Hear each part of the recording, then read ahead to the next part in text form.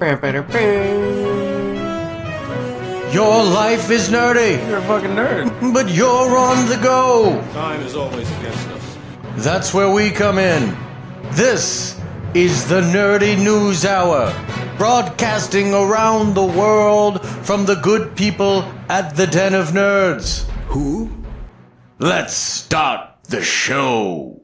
And here we go.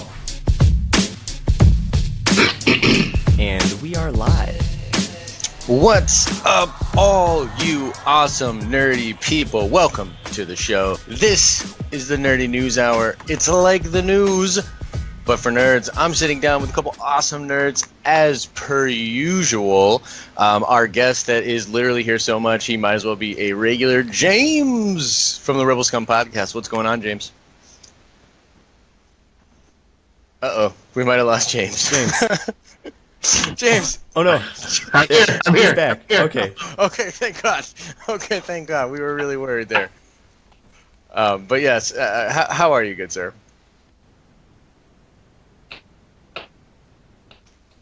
All right, James, we're going That to come Canadian back internet, to you know. That Canadian internet is terrible. They just got it pretty Dan, recently, so.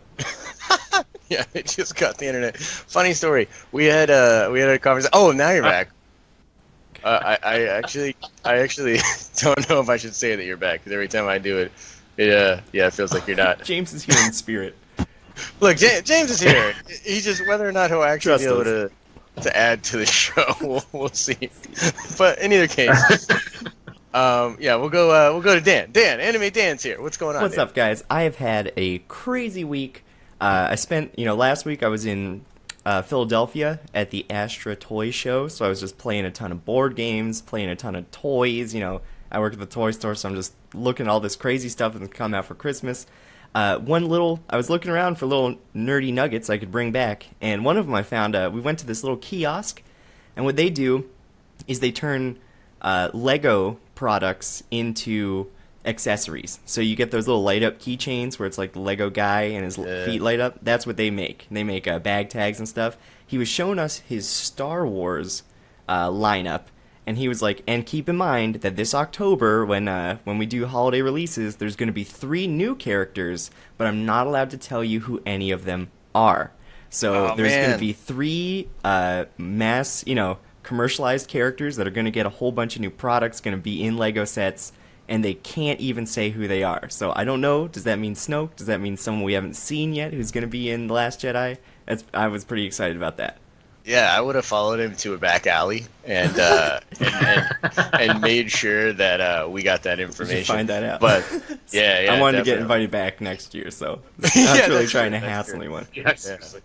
Yeah, and I think James is actually here now. What's up, James? No! Every time I try to Stop jinxing him. Stop trying to. Okay, so Maybe so we'll lose James in the beginning, and we'll Yes, lose sir. you at the end, and then.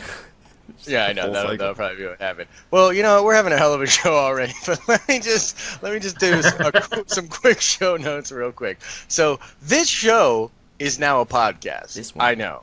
It's crazy. So basically, we're going through some changes at the Den of Nerds. We got some stuff going on behind the scenes, but important thing to note, this is now a podcast. We're going to have it up on an RSS feed. It's going to be hosted on our website. We're going to get it on iTunes, Stitcher, SoundCloud, all these different things. But we are still going to do this show live on Facebook every Thursday. But think of it as our recording of the podcast on Facebook, which is kind of a slightly different thing. We're also going to try to change the format a little bit and just make it a little more casual. So, podcast is audio, it's long form, it's really conversational. So as opposed to having things kind of pop, as far as like a news kind of setting, even though it is the nerdy news, we're going to be a little more casual and talk at length about certain things. Now, today is the Spider-Man show. This is a show completely about Spider-Man. Spider-Man Homecoming comes out this weekend here in the States and maybe in Canada. James. Yes. Oh, yes, we got an answer. Nice. All right, beautiful. My answers are all going to be yes or no answers now. Yeah, so everything is going to be conversational except for James's responses. But yeah, Yes. no, so we're all really, really excited about Spider-Man, obviously. So we wanted to do a Spider-Man themed podcast, and that takes us right into our first topic, the first subject of the day. This would be past web slingers, the good, the bad, and Spider-Man 3, which is, the ugly one. But yeah, so I wanted to kind of just go through, let's start with Spider-Man 3, because we were kind of talking before we got on air about this, and we all kind of have different feelings about Spider-Man 3. I absolutely hate that film with a really, really burning passion, but James does not hate it. But James is also known for liking bad movies. So James, hit me up, brother. What are your thoughts on He's known Spider-Man? for that. Like, he's got a I'm reputation. proud of it. I'm proud of not liking bad movies. Spider-Man 3, yeah. Okay, the Venom part stinks. Yes. I'm totally fine with emo Peter Parker. Ugh, God. Because the dancing aside, if that kind of character, if Peter Parker thinks he's cool, and it's 2004, 5, I kind of feel like that's where he would go with it. He would put his hair down like Justin Bieber, but before Justin Bieber, figure that one out. Right. And I'm not taking for him being Canadian. And I figured but that's you were- where that would go. Yeah, no. But other than that, like the Harry Osborn stuff, I was actually just disappointed in. As a Spider-Man film, I can't hate it though because it was still fun enough for me to leave the theater going, yeah, I'll watch another one of these. Oh, jeez. Oh, I mean. Well, wait, would you have watched Sam Raimi's Spider-Man 4? Oof, that's a tough one, actually. That's an interesting question because, see, I think that for me, the reason that I hate it so much is because I love the first two so much. So, like, the first two really were just great movies. They elevated the Spider-Man character to, like, a new level of exposure to people. Like, for instance, Kat, she was on the show a couple weeks ago, Comic Uno. Spider-Man, the original Spider-Man movie was like one of the first things that like really got her into the comics world, and she like dove in hardcore after that. So it was that good to me, and that juxtaposed against what 3 was like really, really bad. Would I have watched a fourth film? It's hard to say, man. I really, You really loved just like 2 that and movie. hated 1, so come on, you gotta give the fourth one a shot, right? That's 2 for 3. No, I loved 1 and 2. Yeah. You liked 2, So- you hated Yeah. 1, so True. 2 Okay, I the see what you thirds mean. Yeah. like. I'd give it a shot. I always felt that Spider-Man 3 was definitely a miss, but I never felt like it was like a garbage fire or anything like that. You know what I mean? I thought there was too much going on. They definitely tried to shoehorn Venom into the end of it, which really didn't like. The character for Venom was terrible. Yeah, that was just It's over Grace. Yeah. missed that over completely. But I don't think anyone can argue that Tobey Maguire was an excellent Peter Parker Spider-Man. That was great. Yeah. And I feel like he maintained that in the third movie. I didn't really have too much of a problem with the Spider-Man character in Spider-Man 3, but the villains were just a mess. Yeah, just too many of them. I feel like too.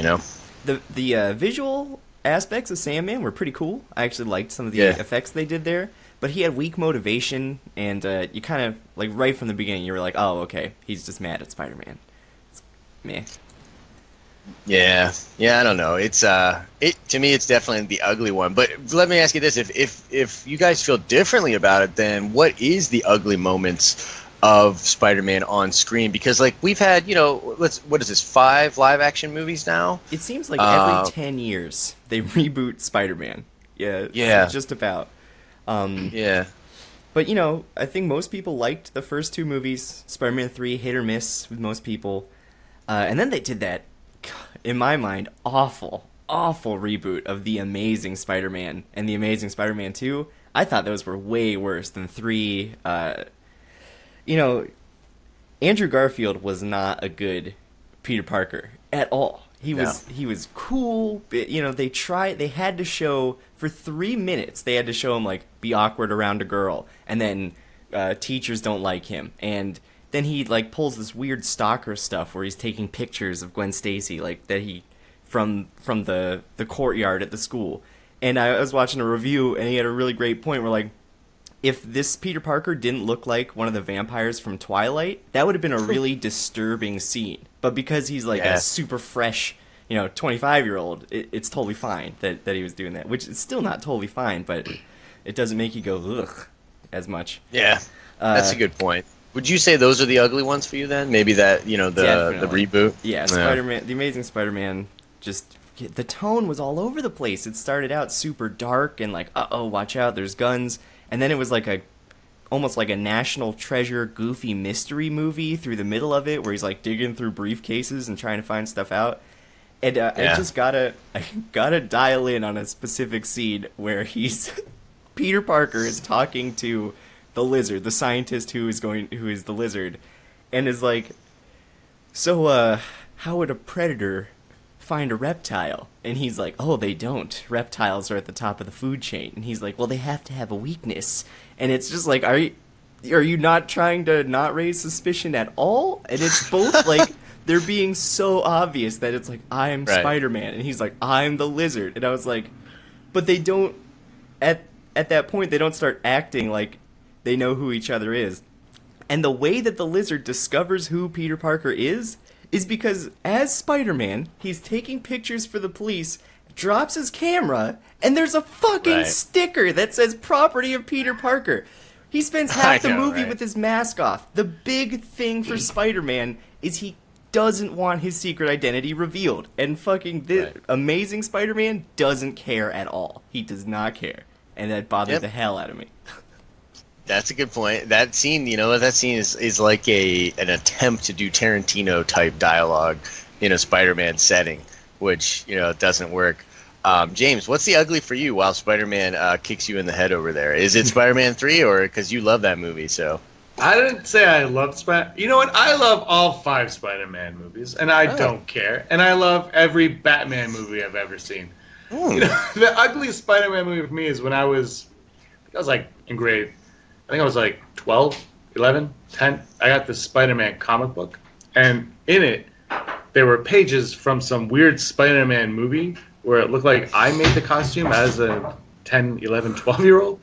And I don't know what movie that was, because I did, and he did have a backpack, actually, so it might have been where Homecoming got their ideas from.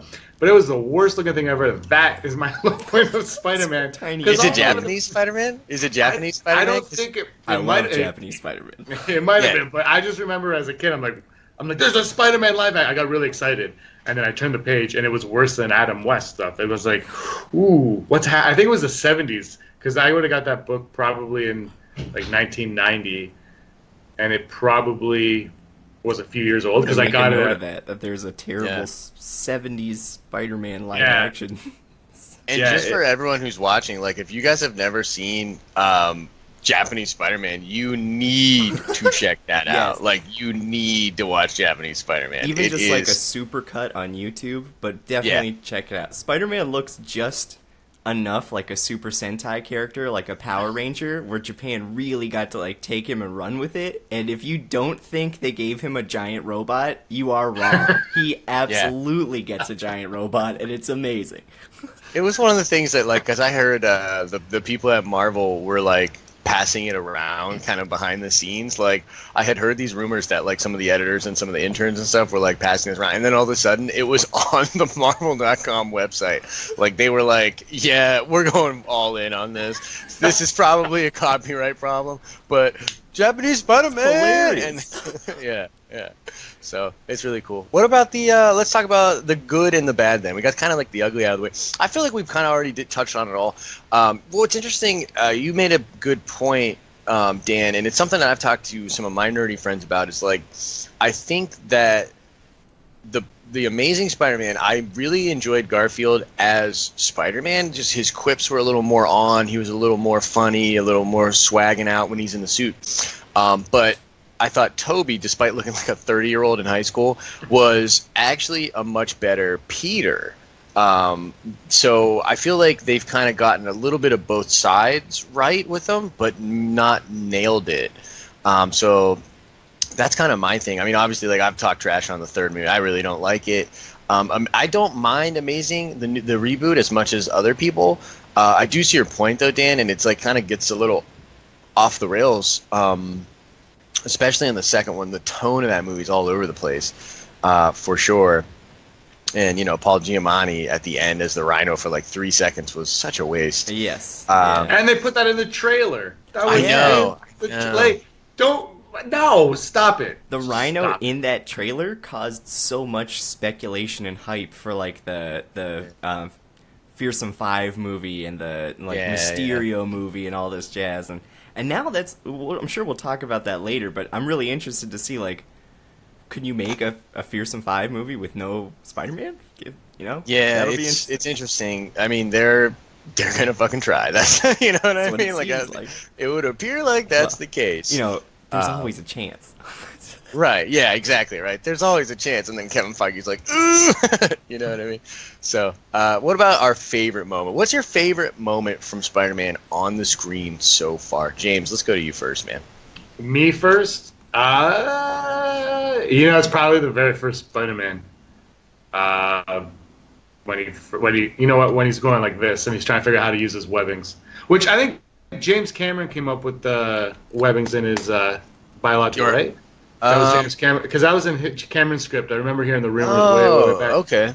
Yeah, that makes sense. I thought that was cool. Just because that was the first time, and I was, when I grew up way back in the early '80s, it was Batman, Superman, Spider-Man. Those were like the three, and Spider-Man was kind of like the cool one. Like Batman, we had the show, Superman, the cartoons, but Spider-Man was always for some reason the cool character. We never got him on. And as soon as the live action came out, I was on superhero hype was called Spider-Man hype way back on the internet back then, and they had a countdown clock, and it was Malkovich as Vulture was actually the rumor, and they had his picture. Yeah, they had Spider-Man head and Malkovich as Vulture, and the countdown clock to when the movie was coming out. And then when Sam Raimi was announced, the countdown clock completely disappeared, turned into something else, and then Tobey Maguire was hired. I was obsessed with it over. So just walking into the theater for the very first time, watching Spider-Man 1. Does that cop out? Does that count? No, I think that's fair. It's funny. It reminds me of it's a really nice callback,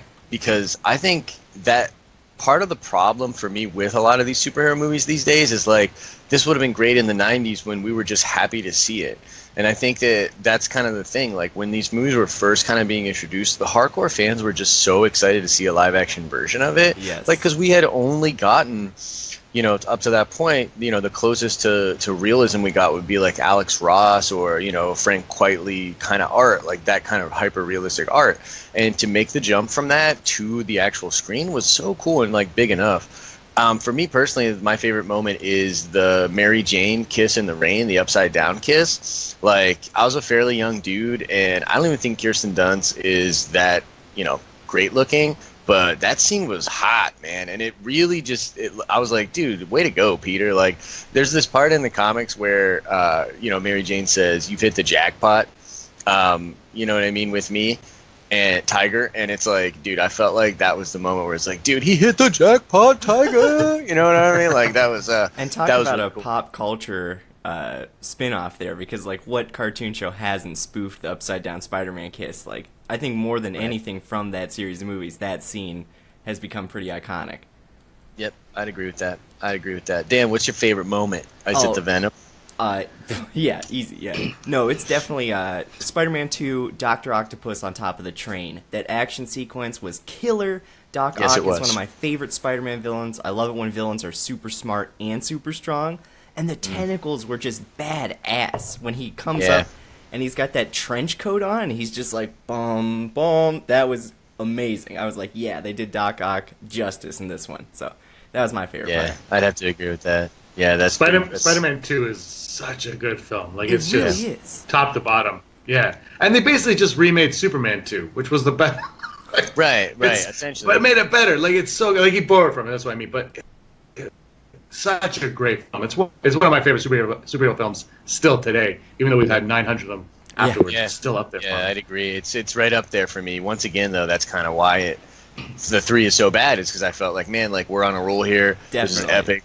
I felt like we were heading towards Lord of the Rings trilogy territory. I felt like if the third movie could have been, really tight and really great and had a nice ending arc. Look, you're Sony. You don't want to kill off Spider-Man, obviously, but if there would have been some kind of final ending resolution that we had been building towards, I really believe that movie's could stand among some of the greatest cinematic trilogies ever, and maybe that's why I'm so salty about the third one in general, but that's just me. But anyways, let's move on to our next segment. We're going to take a look at Homecoming. We're going to take a look at some of the reviews. Dan's going to pull some of those up for us, and we're going to talk about them. And I think in general, now we're going to shift from the past to the future. We're going to think and talk about this new Spider-Man, Spider-Man Homecoming, Tom Holland, the MCU, and everything that has to do with that. So, Dan, do you want to pull up some of these reviews and let us kind of dig in on them? Yeah, I got a list of them here, kind of made a short list. These are all coming from Rotten Tomatoes, and what I did is I took 5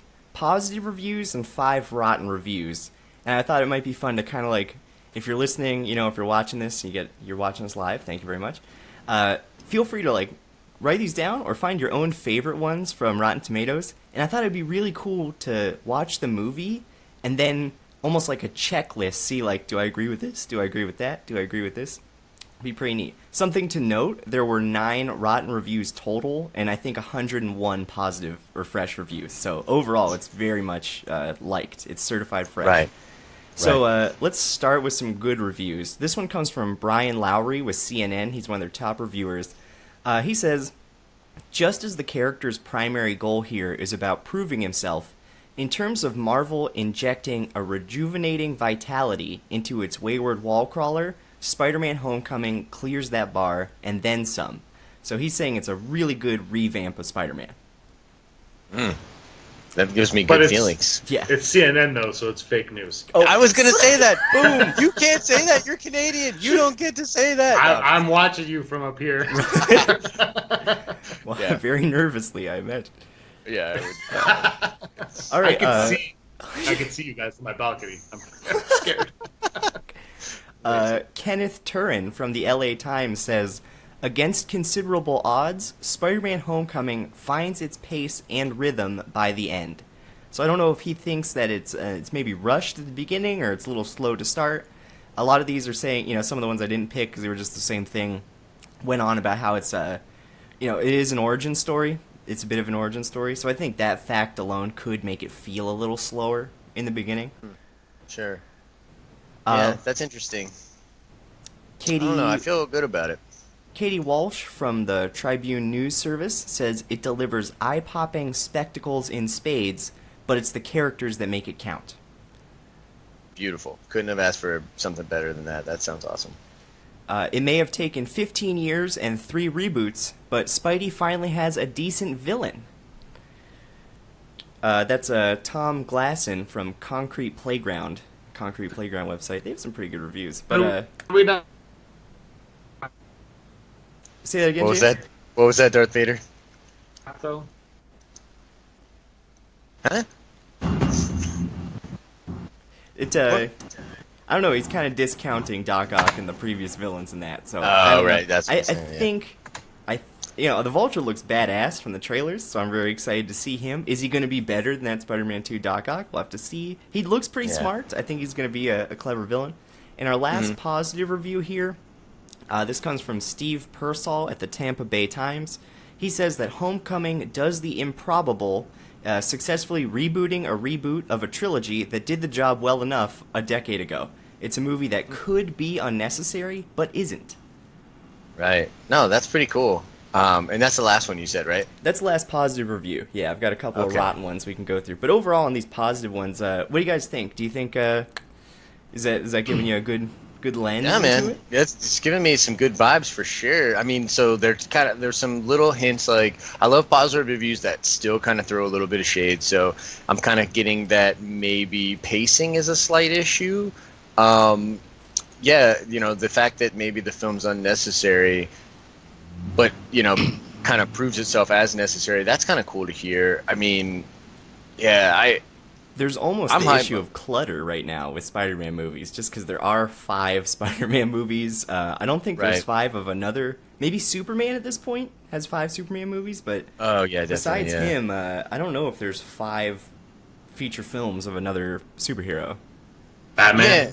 Oh, yeah, okay, Batman. They get the original Batman for sure. trilogy and now the 2. Okay, yeah, but you know, few and far between. We got the big 3, right? Superman, Batman, Spider-Man. Yeah. So, hopefully this movie does a good job being distinct, and people say, "Oh, did you see Homecoming?" You know, did you see that Spider-Man movie? People I are gonna think be like, so "Which too. one?" I think it's going to blow up, and the reviews sound great to me. I mean, it's the thing is too, you have to understand that I think some critics have a stigma against comic book movies, and I think that one of the things they don't like, that the fans can kind of get behind as well, because the fans don't like this either, is just repeating and like cashing in on that Spider-Man thing over and over and over again. Yeah. Is super weak, and so for them to say some of these things that they're saying is pretty cool. It gets me a little bit more hype. What do you think, James? Well, we established early on that I'm going to like this regardless. Yeah. I think the reviews out there. I think but Doc Ock was such a great villain in the second one.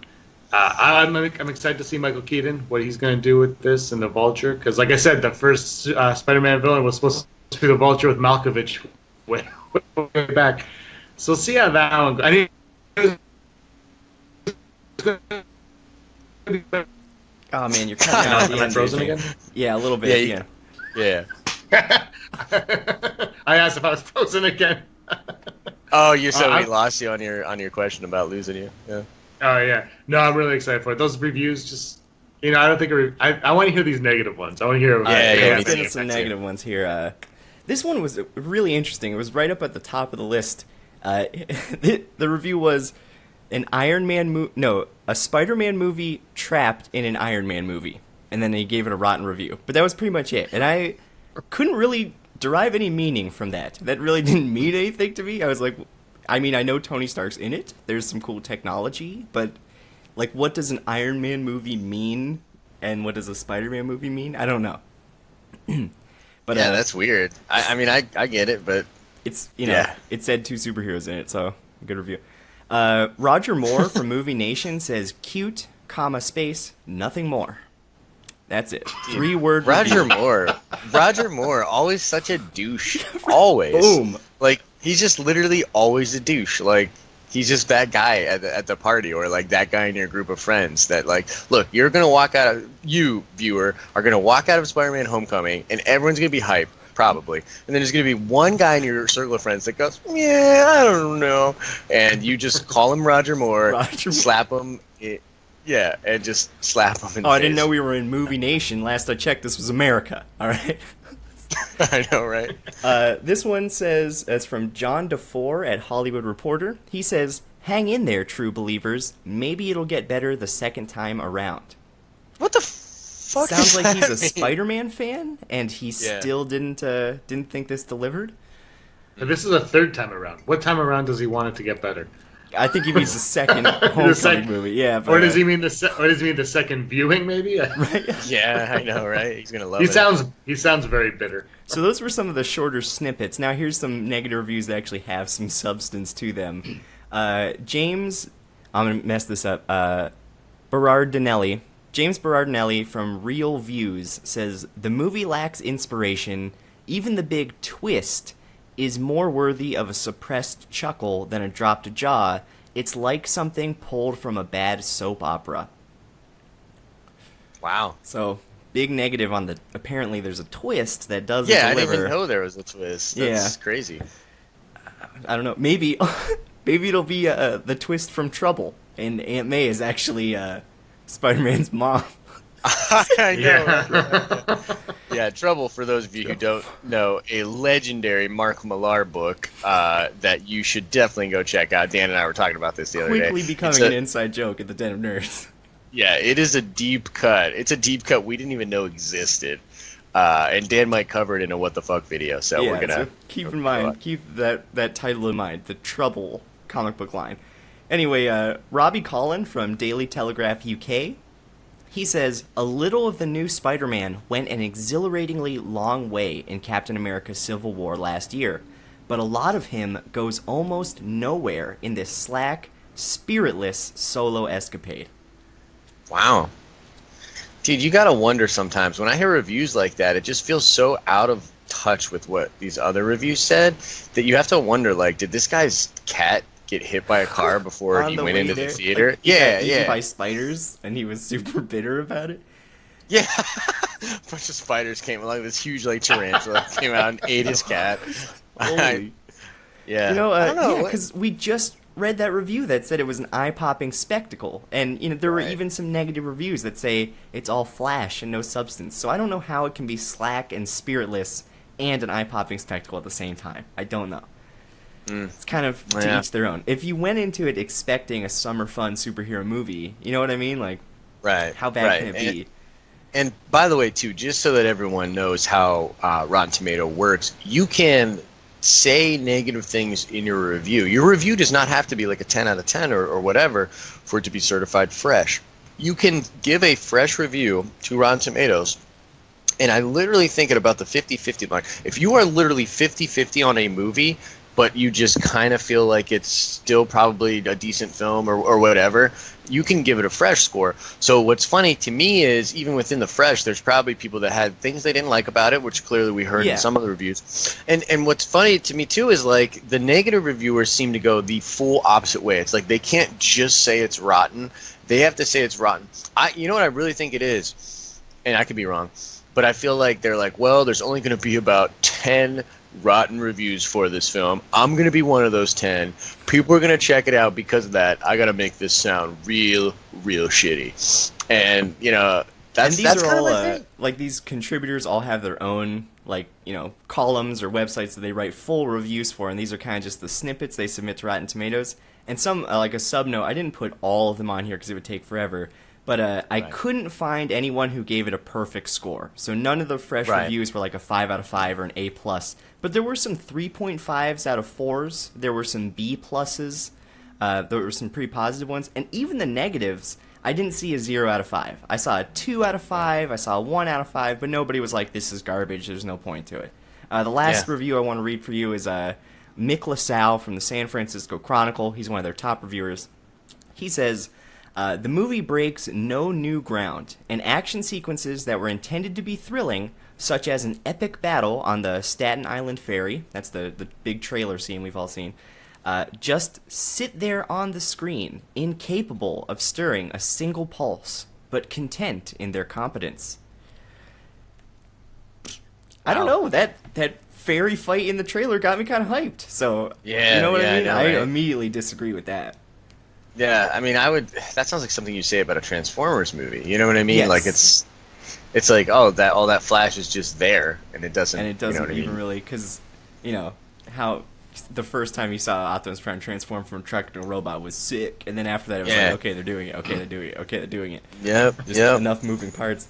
But so those are 10 reviews. Feel free to check over Rotten Tomatoes. Look at the other positive reviews. There were some interesting ones, but I feel like we went through a good variety, and now you'll have some reference points for when you see the film. Like, do you agree with this? Is this guy full of shit? Does it feel like an Iron Man movie is trapped inside, just trying to get out? Yeah, that's going to be an interesting one, because I am excited. I think that scene with Tony and Tom in the Civil War movie was incredible to me. When that scene played on the screen, I was like, dude, I want to watch a 3-hour movie of these guys just talking. Like, I felt like their chemistry was amazing. I mean, James, what did you think? Like, what do you think about that dynamic, right? Like, do you think it's a problem to have the Iron Man in the Spider-Man movie? No, I think I'm 50-50 right now. I want to watch it. But I've said this before, where the Marvel movies, I'm kind of getting tired with them always having to connect in every which way. Like, it's just getting a little bit exhausting. But I don't have a problem with it. It depends. The report was great in Civil War. I'm sure it's going to be great in this one, but how much is Iron Man going to be? Like, it's a Spider-Man movie, right? How much Iron Man are we going to get in this? Is it more of a team up with those two? Like, is it going to be equal screen time almost with the two of them? Right. Or is Tony Stark going to come in, give him the costume, say, "Hey, don't do this," and then he leaves, and then we got to see Peter Parker wear the get-up one that he makes. I don't know how it works out. But, and then he's alone for most of it, and then Tony Stark shows up at the end and goes, "You've earned this. Here you go." Quit screwing around. You're screwing around too much. Yeah, you're screwing around. Yeah, I know, right? Don't do anything I would do. I'm a little worried that I'm not worried. I shouldn't say that. I don't think he's going to overshadow him, but what do I know right now? Like, the first time I saw the trailer, I was like, okay, there's a lot of Tony Stark in this one. And then that poster was awful. with where it looked like an Iron Man poster more than a Spider-Man. I think honestly that they're all nervous about Spider-Man because this is the 6th Spider-Man. So are people tired of it? No, you're not. Tony Stark's in this one. Everyone loves Robert Downey Jr. Everyone loves Robert Downey Jr. Yeah. He's also in this movie. So that's what I think. It's more of that. Yeah, I think it's more of that than he's going to overshadow. That's what I think. You know, that's true. You know, it's funny, like, and we're about to get into our next topic here in a second, which is kind of more behind the scenes of what's going on here. But let's just say, like, for now, like, I think the pattern they're setting up, because apparently in the next Homecoming movie, and it won't be a Homecoming movie, it'll be like Spider-Man 2 or whatever, will be him with another character from the Marvel Universe. So they're going to kind of do this thing where Peter's going to spend a lot of time on screen. Like, okay, so first of all, he's going to be in Infinity War. And in the next one. So that's crazy. Like, those are going to be him with a lot of moving pieces around. And I think he's going to be kind of introduced to a lot of things, just like in Civil War. But I think that for his solo pictures, they're practicing this model where they want him to really get a feel for these characters. Like, I kind of feel that at the end of the movie, and maybe it'll take a couple movies, but that Peter will be able to help Tony out, because Tony's a guy that like struggles and has a character. He's like, you know, he's overthinking everything, and he's feels guilty, and he has to keep making suits and all these different things. And I feel like that Peter's gonna get this really nice taste for what these heroes are actually like and what the trials that they face are actually like. And so, like, within that context, I have zero problem with him spending a lot of time with Stark. I do want it to be a Spider-Man movie, though. So, yeah, he has to, like, these scenes need to be sparse. Like, he needs to have little scenes here and there. Tony needs to show up, pat him on the back or smack him on the butt. And then that scene where they're in the car from the trailer was hilarious. So yeah, just and apparently that's the opening. Like sign me up. Yeah. Yeah, so I don't know. That's kind of where my head's at with it. I'm super excited for this movie. I think it's going to be great. Yeah. I think it's going to be great. You guys want to move on to the next one? You got anything else we want to touch on? I kind of want to bring up here. I think that the dynamic between the rest of the Avengers and Spider-Man that's really, really cool is pretty much all the Avengers are this, like, above and beyond kind of character. Like, Captain America was frozen back in time, super soldier, and now he's back. And Iron Man is like a billionaire who basically rules the world corporately and can do whatever he wants whenever he wants. And he creates kind of all of his own demons. And the Hulk is an unstoppable force who deal, you know. But Peter Parker is like just a kid from Manhattan. You know what I mean? Right. And that, Queens, like, technically, but yeah. That grounded character is going to have a really interesting place in the Avengers world, particularly like Infinity War, when the Guardians of the Galaxy show up and Thor is there, and then Spider-Man is like, oh, like, this guy's the god, the Thor. I feel like there's so much room for great Spider-Man quips on how he's just like a guy. That's going to be awesome. I'm really looking forward to that. I totally agree. It's going to be so funny because he'll geek out just like we geek out. You know, like, that's what's cool about These it. are heroes to him, which is pretty cool. Like, I love that scene in Captain America where he's like, Captain, big fan. You know what I mean? Like, just like it's so cool. And he's like, hi everybody, and you know, Tony's like, okay, enough. You know what I mean? Like that. Stop. Yeah. So I agree. I think that's really sweet. All right, guys, let's move on to a topic that I think we're going to spend the majority of our time, and we might just kind of combo our last topics together here because we're getting kind of low on time here. But this is, of course, the Sony Marvel deal. Okay, this has dominated the news cycle for the past couple weeks, and I believe that this is something that Sony wants. Like, Sony is glad that this is dominating the news cycle, and it's almost borderline overshadowing the movie itself. So if you don't know what I'm talking about, Marvel and Sony have an arrangement where they share the license of Spider-Man. Spider-Man is, Tom Holland rather, is under a 6-movie contract with Marvel Studios. It's important to clarify that. His first movie in that contract was Civil War, so we have 5 pictures left with Tom Holland. Let's count them out. They are the next 2 Infinity Wars, Spider-Man Homecoming, and then the 2 other movies in that Spider-Man trilogy. So we already know what Spider-Man in the MCU version is going to be doing for the next 5 movies. But Sony recently announced with the launch of the Venom movie starring Tom Hardy, with the possibility of the Black Cat Silver Sable movie, and beyond it, they've talked about Sinister Six, they've talked about a lot of different films. They are spinning off, and basically we've been on a roller coaster ride with what this exactly means. At first, Marvel Studios and Kevin Feige were saying that this is all Sony stuff. It has nothing to do with us. Then there was that, now at this point, infamous interview with Amy Pascal and Kevin Feige. If you have not watched this, go check it out. It's fascinating. Feige's face is like just warping with emotions. It's easily found if you look up Kevin Feige sad boy. There's a great article about how he's the new sad boy of the internet, and they play the Simon and Garfunkel behind him, and it's top-notch memery.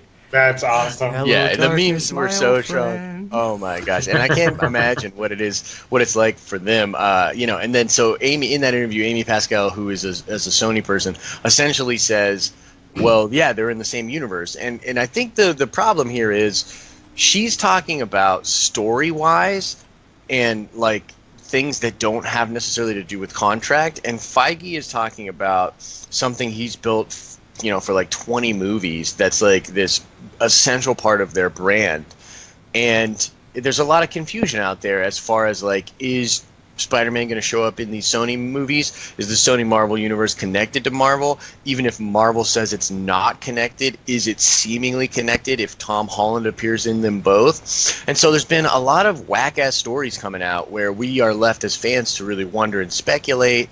So let's jump right into it. Like, what are your thoughts about, I guess, your thoughts about this situation, and is it overshadowing this film? James, what do you think, man? I don't think it's overshadowing the film, personally.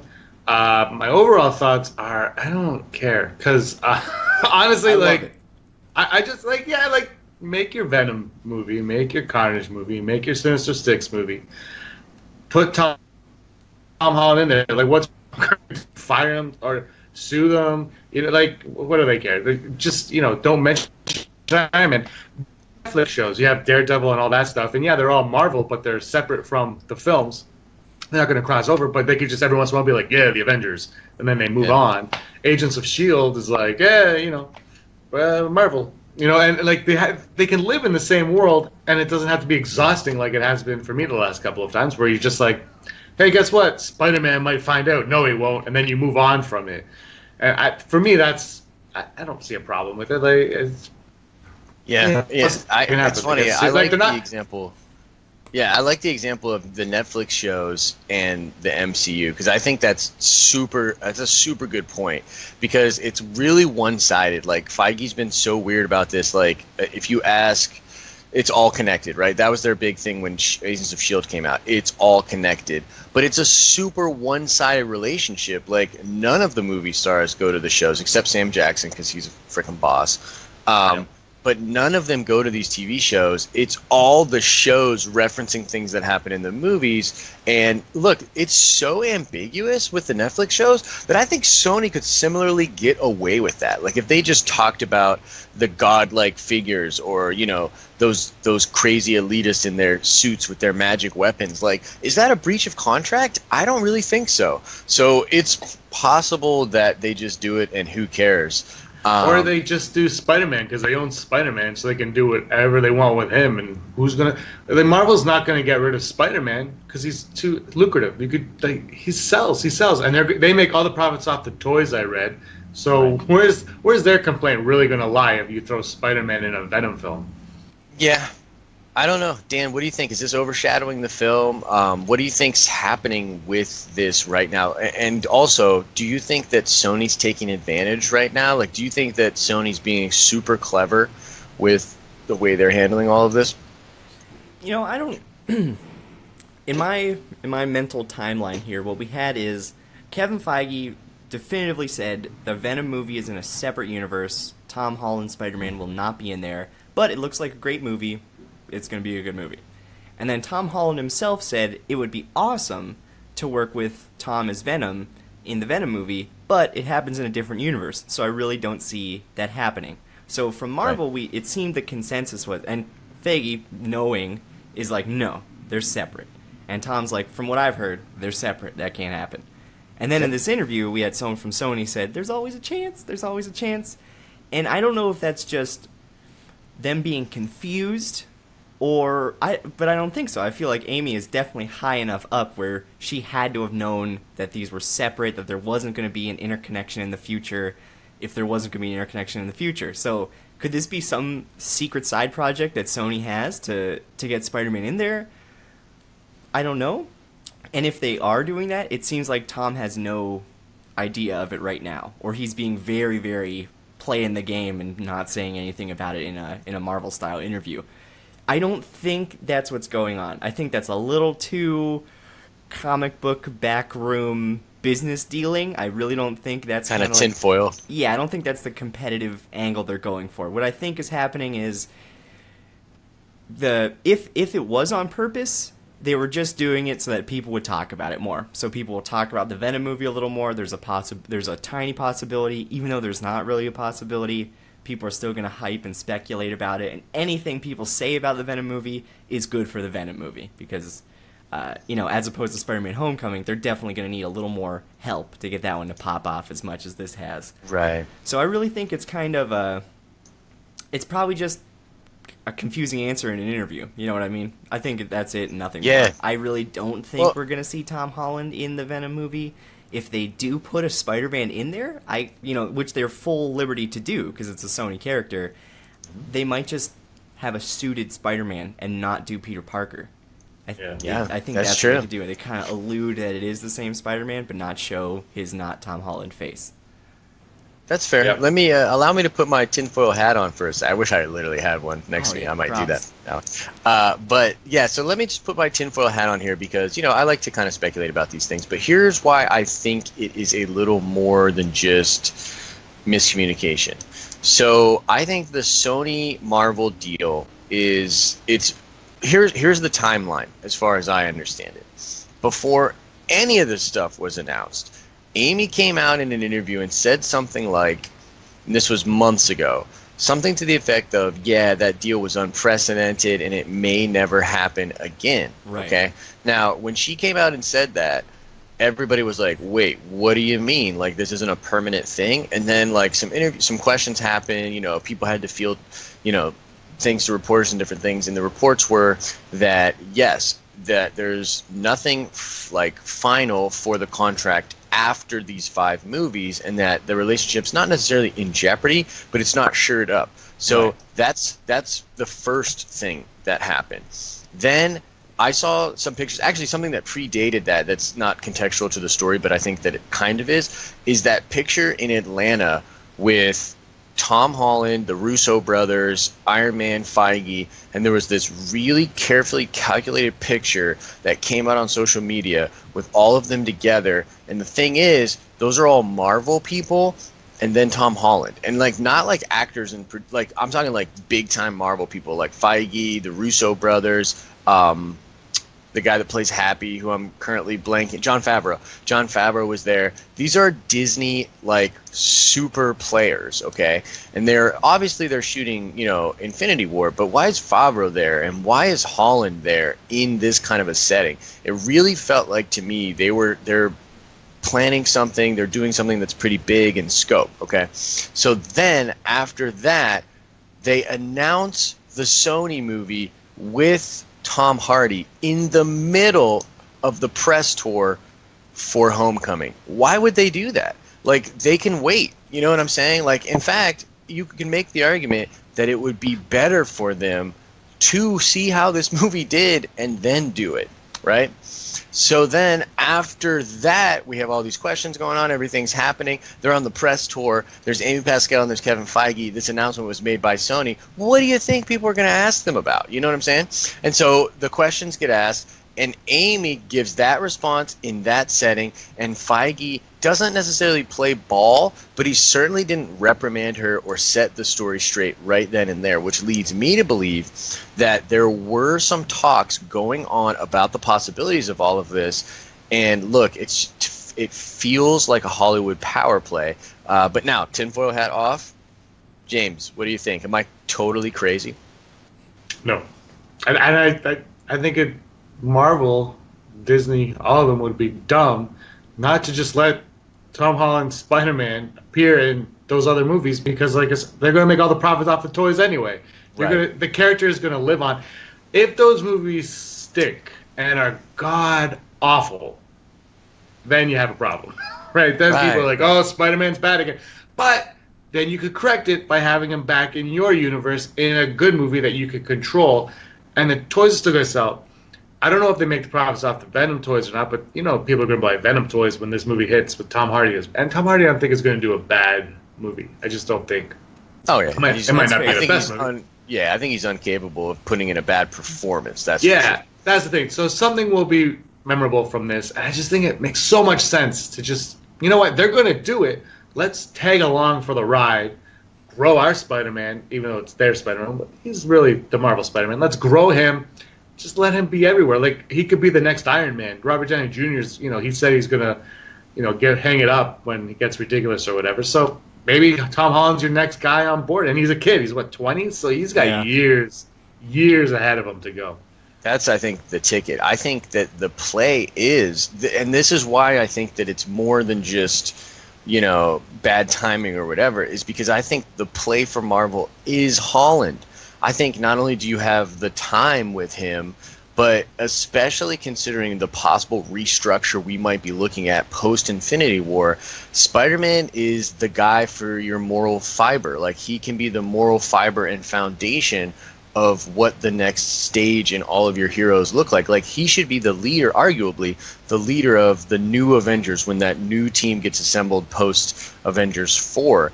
And if he is Marvel's play, it's really smart for Sony to sort of, kind of put their dick on the table and, a little bit and try to get a better deal for that outcome. Like, if, that's just kind of my feelings on it. But Dan, did anything that James and I just said kind of hit off for you? Do you have anything that you want to add? I would jump back to let me put on my logical glasses.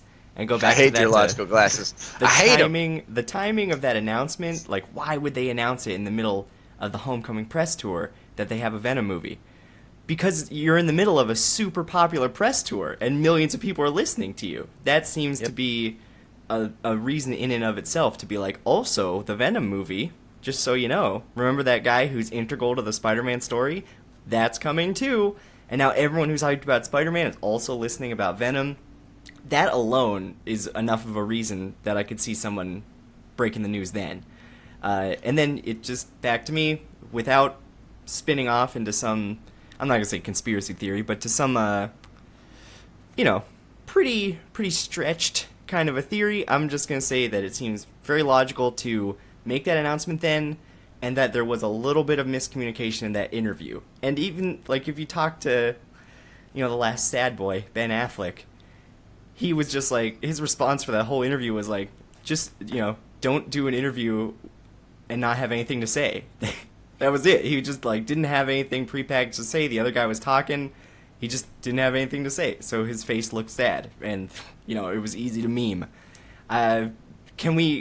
Is it possible to derive all the stuff that we just speculated from Feige's facial expressions in that interview? I think it's kind of a stretch. Sure. You had some good reasoning with the Infinity Wars scene. If that, those big Disney players being there with Tom Holland, I think that could be because Infinity War is supposed to be such a big climactic kind of setup for the conclusion in the part 2. I could see why their heavy hitters are there to be, seeing it. Even it could just be like a, hey guys from Disney, check it out, see what we're doing here, and they're like, wow, yeah, we like what you did with this, that kind of a thing. Yep. Could it be a special meeting they did, like, right off the bat to be like, yeah, let's get him into Sony? Possibly, but I don't think we can say, over 50% that's what's going to happen. How about, you guys want to do a percentage? Percentage What do you think the chance that Tom Holland is in the Sony movies? I'm high. I'm way high. I would say 90%. 90%? You're pretty sure he's going to be in the Venom movie? I am pretty stinking sure, yeah. James? I'll go 100%. That's Spider-Man. Right. What's your I'm percentage still, on Holland? yeah. Show. I We got some gaps there, but I'm thinking you're 100% on both. I think that's what you were trying to say. 89.75 on Tom Holland. All right, fair. Very specific, pretty high. I'm higher on just Spider-Man. I think there's a pretty good, like an 85% chance that Spider-Man's in there. Tom Holland, I really don't think so. I mean, we had guys from Marvel and Holland himself say, I don't think that's going to happen. I'm much lower on that. I'm going to say like a 20% chance that Holland crosses over. Yeah, that's interesting. My thing is too, and right before we kind of get into our next topic, which is actually the future of Spider-Man in the MCU, so we'll talk about that. Here's the thing: I'm sure he's getting. Hollywood is not like this clean, collected thing. It is a very backstabby, very dramatic place. There's a lot of like weird, interesting things. A lot like Hollywood actually, but in just kind of a different way, or rather, DC. My bad. Mm-hmm. It's a lot like Washington, where there's just things that we see on the surface, and then there's a lot of underplay. So my thing is, I bet he's getting it kind of from all sides. I mean, look, so first and foremost, he's a part of a union. So he's a part of a union, the Screen Actors Guild, in which he might be legally obligated to be Tom Holland Spider-Man in these movies because of some weird contractual thing where you're this character, this is your likeness, and we as a guild or a union think that when something like this is valuable, you have to keep doing it. It's the same reason where in sports settings with bargaining agreements and different things like that, sometimes players will have to take contracts because of the union, because it sets a precedent and it really benefits everybody. So that's just one example of something weird that goes on in Hollywood. But I really, really believe that at the end of the day, what Tom Holland wants, and he's a young guy, he wants to continue to be able to be Spider-Man probably for as long as he can. And if he is put in a situation where the only way to be Spider-Man from now on is to be in the Sony movies, I just don't see him not doing it out of loyalty for Marvel. That makes zero sense to me because it's just a corporation. You know what I mean? So I think that if Sony's smart, they'll put him in that kind of a spot. And although that's kind of shady and it sucks, if he's in that kind of a spot, he's going to play Spider-Man. You know what I mean? Like, he's not going to hang up the suit at his own, like, being disenfranchised, like not having a freaking job that he had, just so that the Marvel brand stays strong. Like, I just don't see that as a reality. I don't think he's going to do it out of some sort of corporate allegiance. And at the same time, like, what can Marvel do? Like, even if they don't want him to, it's not like they're going to be like, you know what, you're out. You're out of our movies. We're gonna get a different Spider-Man. That would be a terrible They've already movie. Yeah, he's exactly. on, so. They've already staked too much. Yeah, it's weird. Like, and that's why I think there's way more to this story. And this is why it keeps popping up. This is why people keep talking about it. And this is why, like, I personally believe it's dominated the news cycle even more so than press for the Homecoming movie itself. Like, the whole Carnage thing and everything. They just keep throwing fuel on that fire. And I think that after the restructuring at Sony, there's probably some younger, smart people that are in positions of pseudo power. And I think they see this as an opportunity. And, man, it's really interesting. Look, the Sony Marvel deal was great because it was great for fans. The future it's not the same as what happened last year. You know what I mean? Like, it's not going to be the same as that. But let's get right into our last topic because we barely have any time. We've been going for a long time here. My computer's going to die any minute. So here we go. This is our segue into the future of Spidey in the MCU. So let's try to kind of put away all the stuff we just talked about between Sony and Marvel. Let's talk strictly about Spider-Man in the MCU. So the very next film, the film that Tom Holland is working on right now, is Avengers Infinity War. And we've kind of already talked about this a little bit, but let's talk about how we think Spider-Man's going to fit into the dynamic of that film. James, what do you think the web slinger's going to be doing? Is he going to be webbing up Thanos? You know what I mean? Like, what? How do you think this is all going to play out? You just spoiled the end of the movie. Thanks. You know what? I was just thinking, do you think Iron Man's going to die in Infinity War? And that could be this new Spider-Man's Uncle Ben moment, would be Spider-Man or Iron Man dying in Infinity War, and then that kind of makes him a little bit more mature, and then he could lead the new Avengers going forward. If he's going to lead the new Avengers, if he's in more movies. But do you think that's the way he could go? Could Iron Man... Yeah, I don't see why not. Dan, what do you think? That I have not considered that possibility, and I honestly like it. I could see that happening. Obviously, I don't think that would have to be brought on by Robert Downey Jr. not wanting to do it anymore, right? So there's no reason off Iron Man if Iron Man's not going to be out of it. So that could definitely be if all the gears are in place. I could definitely see them turning that crank. Yeah, it's funny. That's look, there's no reason for them to kill him except for the fact that they have to pay him $40 million every single movie. So, you know what I mean? Like, look, just to put that in comparison for you guys, the rest of the Avengers make hundreds of thousands of dollars per movie. So here's what's going on. It's fascinating to me, but he is one of the last Hollywood movie stars that got a movie star contract, and this was in Iron Man 2, because they took a chance on him in Iron Man 1. The studio did not want Robert Downey Jr. anywhere near Iron Man at all, and actually Jon Favreau was the one that made that happen. Now, he is so rich, he becomes so wealthy on every single one of these movies that they have this thing called Downey Land, or Downey Jr. Land, which is literally like a palace where all of the other actors come and they get fed and treated to spas and all these crazy things. He literally balls out Hugh Hefner style on every single movie and treats all these other actors fantastically because he gets paid so freaking much. So, look, I'm not saying that talent isn't warranted for that kind of money, because he really did make a lot of this stuff work for mainstream audiences, but that in and of itself is a reason why they could kill Tony Stark off. And I definitely think that there's an opportunity there to pass the mantle. I mean, their chemistry is great, and look, even in the comics, Parker Industries became this kind of big thing recently. Now it's not. It did, yeah. And then you have the whole. He's kind of got the suit, He's kind of inheriting the high tech aspect from Iron Man, kind of a deal.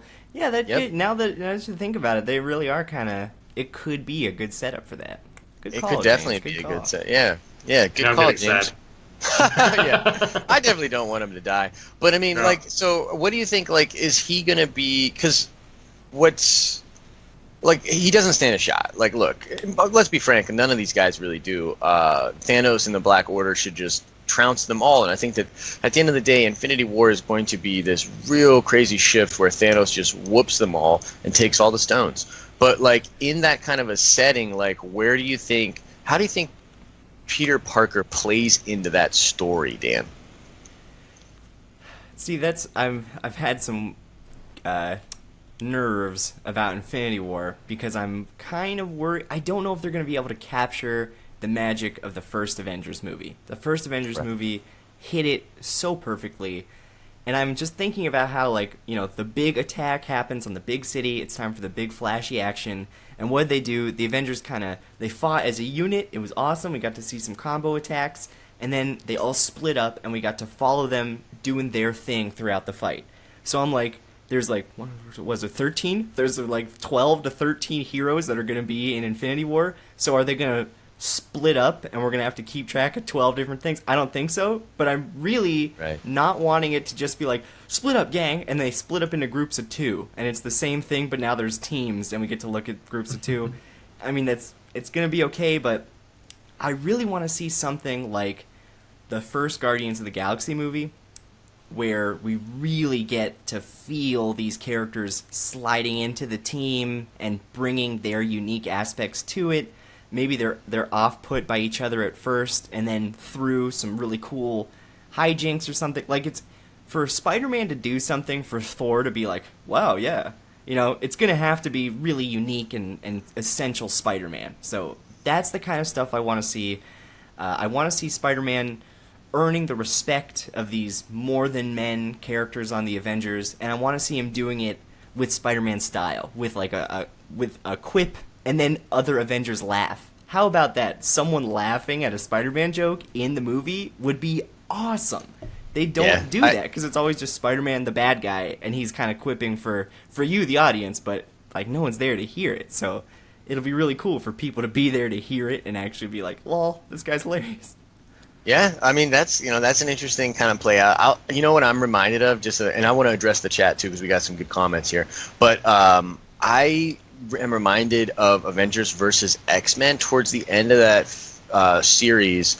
Peter faces off with 2 of the Phoenix Force X-Men, and he is just getting whooped. And the thing is, he is somehow able to basically keep them distracted, right?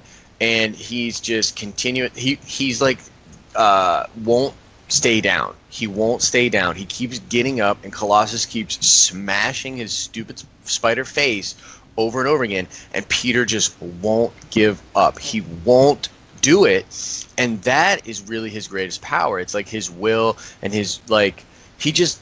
So I think that the way I would want Peter to be used, and mind you, I am a huge Spider-Man fanboy, but the way I would want him to be used is in a scenario where most of the Avengers give up by the end of the movie. They're like, there's nothing we can do, and Peter does not, and perhaps they rally behind that or something. You know what I mean? Like this kid that just doesn't know anything, and he literally, some of his not giving up is tied to naivete. Like he's just literally naive about the situation, but he has such a heart and such a drive. I'd love to see that moment. You know what I mean? Yes. Like that's the moment I really want to see, something similar. So, James, what do you think, man? How are we going to use this Spider-Man? Is he just going to be quipping? What do you think? I think they need to fight in New York because I don't know if you remember from Spider-Man 1, but when you mess with one New Yorker, you mess with them all. Yeah. And then they throw rocks at the Green Goblin. That's how you beat Thanos in the movie. That one. Yeah, I like your idea. I like maybe they rally around him. But they said a lot of them are going to die, right? So a lot of the Avengers are going to die. Do they die before that moment, after that moment? How many are left? And at one point, there's going to be like 69 heroes on screen? Or On 67? screen, yeah. It's like 70 people, yeah. That is mental.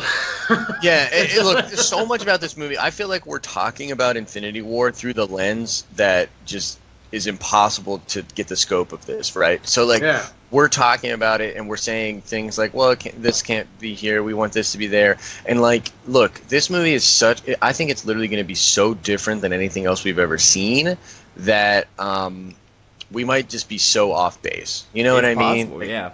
Yeah, we might be calling it baseball, and it's really like Rocket League or something like that. You know, we might be really, really off. I also heard some rumors that the basic narrative framing device is actually going to be through Thanos' perspective, which would be terrific.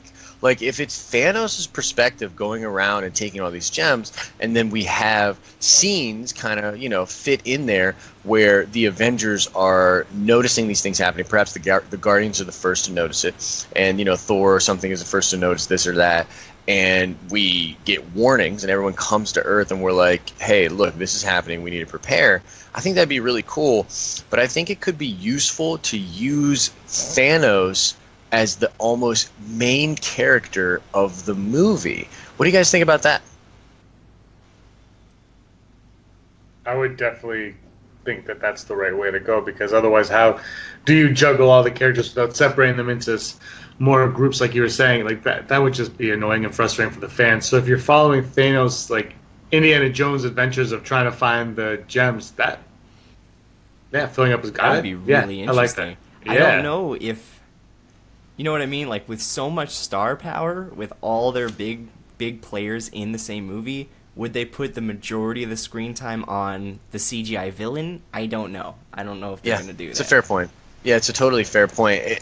That's what I think I am kind of alluding to, is that, everything that I hear kind of makes me question the lens. Like, the lens is just going to be different. It has to be different, because I'm imagining an Age of Ultron, but all the robot warriors are just hero extras. I don't want that at all. I do not want that.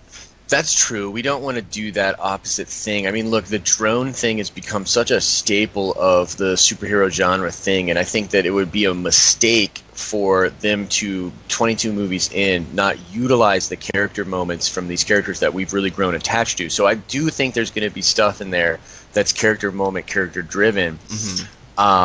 You know, specifically for Spider-Man, I really do feel like he could be our thread there, like our thread, like he's just geeking out or he's freaking out because things are super, super, you know, bad. But I just want to address the chat real quick here.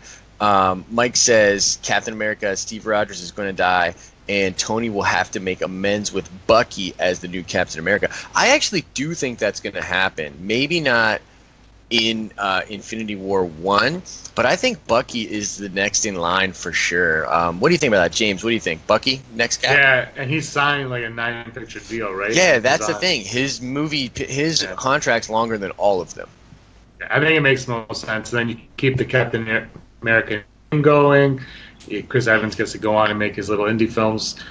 Yeah, I think that's the way to go. Bucky's next Captain America. Iron Man's dying though.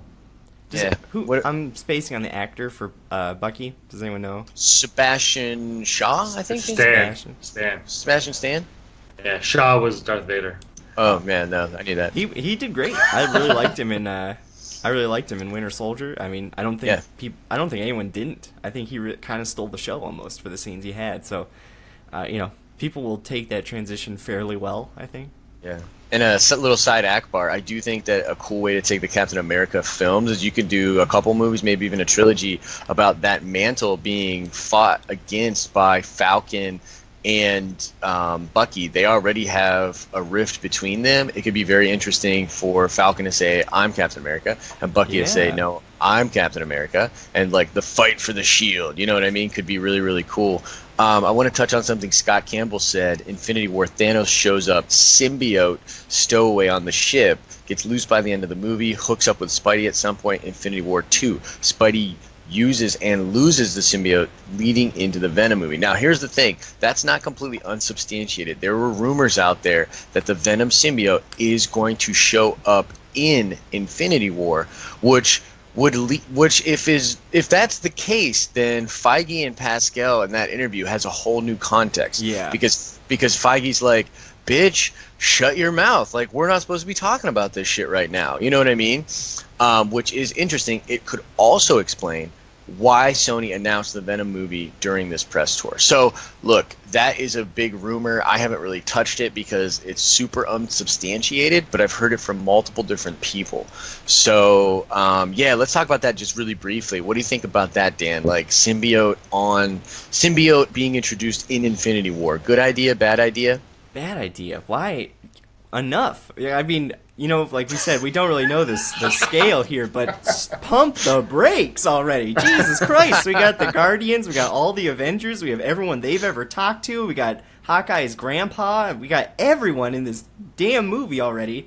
We don't know how they're going to give them the screen time they deserve or in a way that's not confusing. And then if there's like not even a subplot, but like a theta plot with the Venom symbiote creeping around, like, who's gonna care? Like, who's gonna be able to keep track of like this inky pool in the background? Like, maybe they could pump it in as an Easter egg. I'll go like 6 to midnight during a big dramatic scene.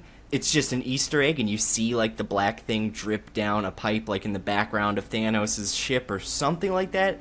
You know, that would be okay. But I really don't want it to be like people talking, and then it cuts to like a shot of the floor next to Thanos' ankles, and you see the thing like crawl into a storm grate or something. Like, we don't need that, as far as I know, because, you know, based on what I'm expecting Infinity Wars to be, it's like half a degree away from a clusterfuck. So enough. I can agree with you there. I totally get your concerns there, but yeah, what do you think, James? I agree with the concerns, but fuck yes. Bring it. That's what I'm saying, right? Like, I'm Also, like, put that symbiote in there. Put it in there. Put the symbiote on Captain America. Yeah. Put the symbiote on Iron Man. I want symbiote everything. It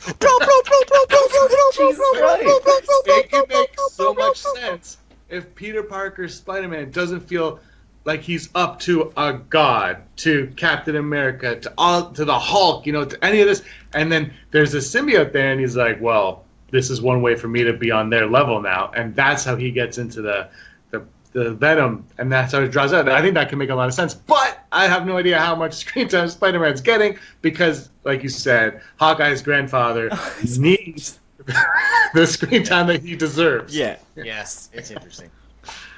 Yeah. But Interesting yes, stuff. put him in there all the time. I mean, Yeah, well, I think that's going to wrap it for us, guys. I think it was a hell of a show. Thanks, James, for being a part of it. Always good to have you. Yeah, always good to have you. Fix your internet, though. And so, no, it was an awesome show. Look, we're going to be checking out Spider-Man Homecoming. I'll probably have a review up for the YouTube channel tomorrow.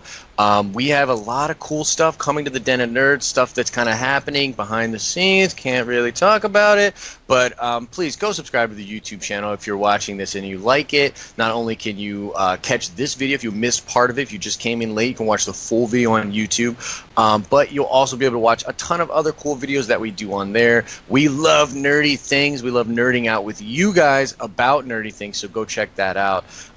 James, you do some YouTube things as well. Do you not?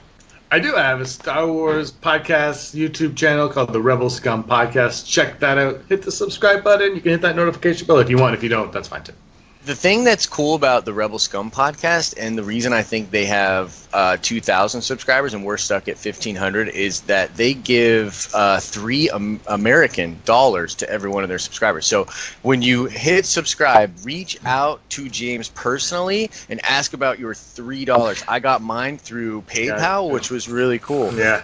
So American dollars too. I like that you rub it in American dollars. So that's actually like $7.50 Canadian. So if you want $7.50 Canadian, and you don't mind subscribing, no, in all seriousness, they do great stuff over there. I'm on their show all the time. I love talking Star Wars with James. We're probably actually going to do it after the show, to be honest with you. Probably, yeah. Yeah. But Anime Dan Thomas, the man who whips up the nerdy cocktails, the man who brings us crazy Silver Age comic book stories in a hilarious way. Anime Dan, where can people find you online? You know, right now, stick to the Den of Nerds on YouTube. I'm going to be on there a lot. Hit us up, follow us on various social media, and if you want the pure, distilled Anime Dan experience, you can follow me on Instagram at anime_Dan. Yes, he does great stuff on that Insta of the grams. My name's Josh. You know that. You can find me on the Instagrams as well at Josh Likes Comics. I am a comic book editor. I do a ton of comic book stuff, but I'm always talking about nerdy things on there too. So hit me up on there. Thank you so much for watching. I hope you guys are having an awesome and nerdy day, and go see Spider-Man this weekend. See ya!